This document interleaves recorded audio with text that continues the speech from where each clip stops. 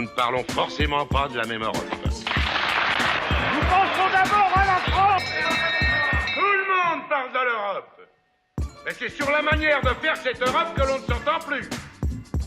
Et voilà, tout le monde parle de l'Europe, mais c'est sur la manière de faire cette Europe que l'on ne s'entend plus. Bonjour et bienvenue à Bruxelles pour ce 14e numéro de La Faute à l'Europe. Nous nous trouvons au beau milieu du Parlement européen avec nos invités. Róża Thun, eurodéputée plateforme civique polonaise. Vous êtes dans l'opposition face au parti Paix et Justice du frère Jaroslav... Droit et Justice, pardon, Jaroslav Kaczynski.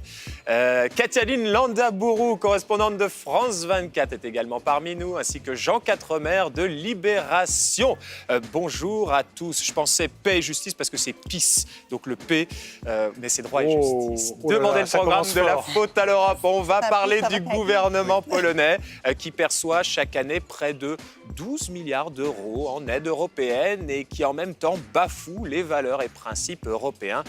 Faut-il les priver d'argent de poche? Un militant écologiste nous a envoyé un message.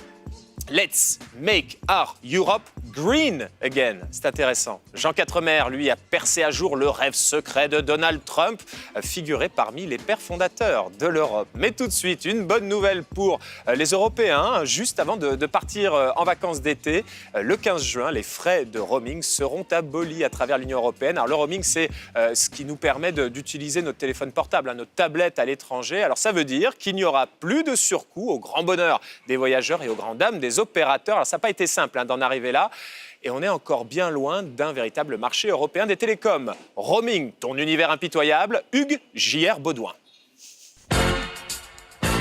La fin des frais d'itinérance téléphonique à la saveur du polar politique. Une saga de 10 ans que l'on pourrait résumer en 2 épisodes, une rébellion et un coup de bluff. Premier acte, en juillet 2006, la commissaire européenne Viviane Reding contraint le président Barroso à inscrire le sujet à l'agenda de la Commission. Cela commence par un sitting devant son bureau. C'est à ce moment-là que je dis que je vais le voir et il ne va pas sortir de ce bureau avant m'avoir vu. Il m'a vu vers 10-11 heures du soir et là on s'est mis d'accord qu'au moins il y aurait une discussion et cette discussion je l'ai gagnée. Deuxième acte, faire plier les ministres. La scène se déroule à Hanovre en mars 2007. À l'issue d'un conseil des ministres européens en charge des télécoms, Viviane Reding annonce une décision qui n'a même pas été discutée et ça marche. J'avais l'occasion unique d'être avec mon collègue allemand sur les escaliers avec une centaine de caméras devant moi. Et j'ai tout simplement dit merci aux ministres, ils viennent de prendre la décision de baisser les frais roaming. Bruxelles a gagné une petite bataille sur les frais d'itinérance, mais on est encore très loin d'un marché unique. Ce sera le cas quand un consommateur pourra souscrire librement un abonnement dans un autre pays dans lequel il ne réside pas. Illogique. Et ça aussi, c'est la prochaine étape. D'ailleurs, les parlementaires ont inscrit cela dans la nouvelle législation réglementant le marché télécom.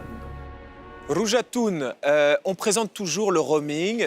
Chaque année, on dit c'est la fin du roaming. Depuis 10 ans, on dit toujours que le roaming, c'est la grande avancée concrète de Bruxelles pour les citoyens. Or, quand on regarde de près, à peine 4% des Européens sont amenés chaque année à utiliser le roaming.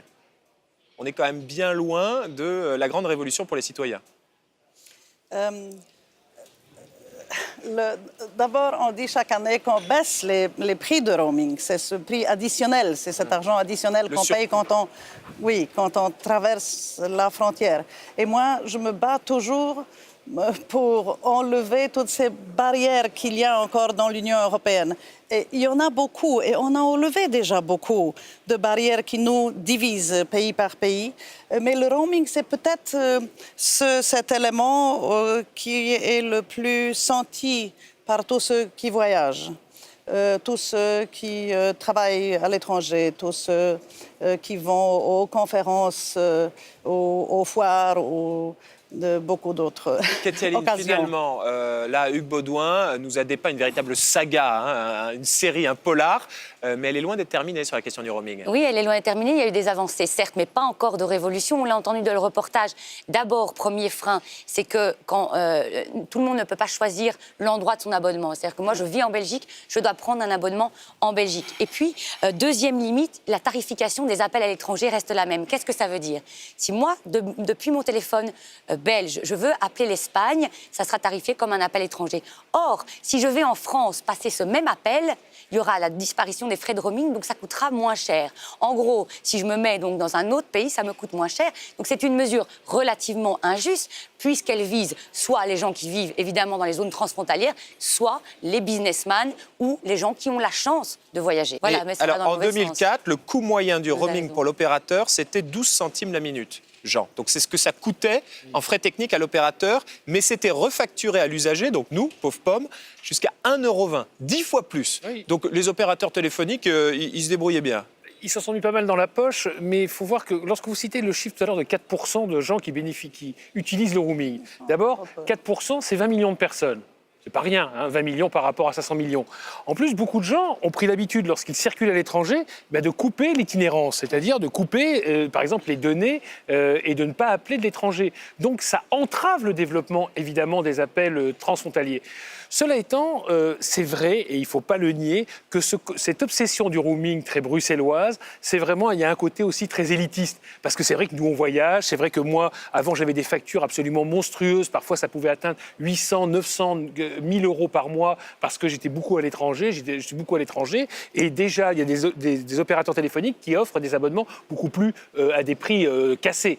Donc, ça a beaucoup changé. Mais encore une fois, ça ne concerne pas l'ensemble des citoyens. Je crois qu'il ne faut pas en faire la grande affaire citoyenne européenne. Je pense que c'est une erreur. Bon, ce qui est intéressant, c'est que finalement, il reste encore des frontières en matière de téléphonie. Comme nous le disait Katialine, il n'est pas possible d'aller acheter un forfait téléphonique en Estonie ou dans un pays où c'est moins cher et de le ramener chez Heureusement, nous. sauf si vous voulez faire disparaître les opérateurs téléphoniques des petits pays. Parce que qu'est-ce qui va se passer? Les Estoniens. Mais du vont coup, tous le venir en raisonnement, France. c'est les frontières. Les Européens, c'est quand ça les arrange. Donc, quand un Polonais ou un Roumain veut venir travailler et me piquer mon job, c'est ce que pensent les gens, ça, il peut. Mais quand moi, je veux aller acheter un forfait téléphonique là-bas, je ne peux pas. À suivre. Comment empêcher les Polonais et les Hongrois de défier le principe d'état de droit? Directement. Les Allemands ont une idée à travers des sanctions financières. À tout de suite. Nous ne parlons forcément pas de la même Europe.